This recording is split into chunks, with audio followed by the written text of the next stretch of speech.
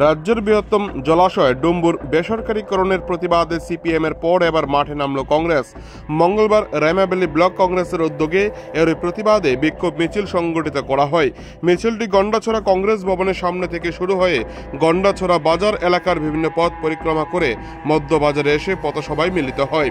সেখানে উপস্থিত ছিলেন ত্রিপুরা প্রদেশ কংগ্রেসের সাধারণ সম্পাদক শব্দ কুমার জমাতিয়া, মহিলা কংগ্রেস নেত্রী স্মৃতি কন্যা ঘোষ, ধলাই জেলা কংগ্রেস সভাপতি নিদু মারাক, জেলা যুব কংগ্রেসের সভাপতি রাজীব চাকমা, রায়মাবেলী ব্লক কংগ্রেসের সভাপতি রঞ্জিত ত্রিপুরা, ব্লক যুব কংগ্রেসের সভাপতি বাদল সরকার সহ প্রমুখরা।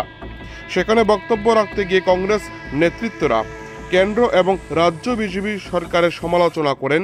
রায়মাবেলী ব্লক যুব কংগ্রেস সভাপতি বাদল সরকার বলেন, ভারতবর্ষের প্রয়াত প্রধানমন্ত্রী ইন্দিরা গান্ধী 1969 সালে ডুম্বুর বাঁধ নির্মাণ করেন। এরপর বিশাল এলাকা জুড়ে জলাশয়ের রূপ নেয়, যা ডুম্বুর জলাশয় হিসেবে পরিচিত। এই জলাশয়ের উপর নির্ভর করে শত শত জেলে পরিবার জীবিকা নির্বাহ করে আছে। তিনি বলেন, তৎকালীন কংগ্রেস সরকার এলাকার হাজার হাজার মানুষের রুটি রোজগারের কথা চিন্তা করে বাঁধ নির্মাণ করেছিলেন, আর বিজেপি সরকার কয়েক শত কোটি টাকার বিনিময়ে একটি বেসরকারি কোম্পানির হাতে জলাশয়টি বিক্রি করে দেয়। তিনি বলেন, কংগ্রেস এই অনৈতিক কাজের প্রতিবাদে আগামী দিনে এলাকার জাতি জনজাতি সম্প্রদায়ের হাজার হাজার মৎস্যজীবী পরিবারের স্বার্থে ব্লক কংগ্রেস সবাইকে সাথে নিয়ে আরো বৃহত্তর আন্দোলন সংগঠিত করবে। প্রধানমন্ত্রী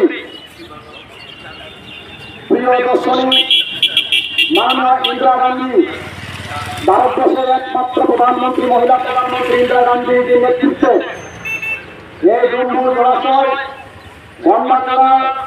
সাধারণ মানুষের মানুষের চিন্তা ভাবনা রয়েছে মাথায় রেখে তৎকালীন সময় এই ডুম্বুর বাঁধ নির্মাণ করেছে। তারপরে গন্ডাছড়ার সাধারণ মানুষ উপকৃত হবে এবং কৃষকের উপকৃত হবে, এই চিন্তা ভাবনা করে ডুম্বুর জলাশয় তৈরি করেছিল আমাদের কংগ্রেস সরকার। আমরা এতদিন বলে আসছিলাম যে ভারতবর্ষে যে একটা রক্ত শোষণকারী সরকার চলছে, ধর্ম নিয়ে বিবেচন করা একটা সরকার চলছে, বাংলা করে করার একটা সরকার চলছে, বিজেপি সরকার, কেন্দ্র এবং রাজ্য আবর্জনের সরকার। এই সরকার আজকে দেখুন কি করল, দুনিয়ার কংগ্রেসের তৈরি করা সম্পদ বিক্রি করতে করতে আজকে আমাদের ঘরের মধ্যে সে সস্ত।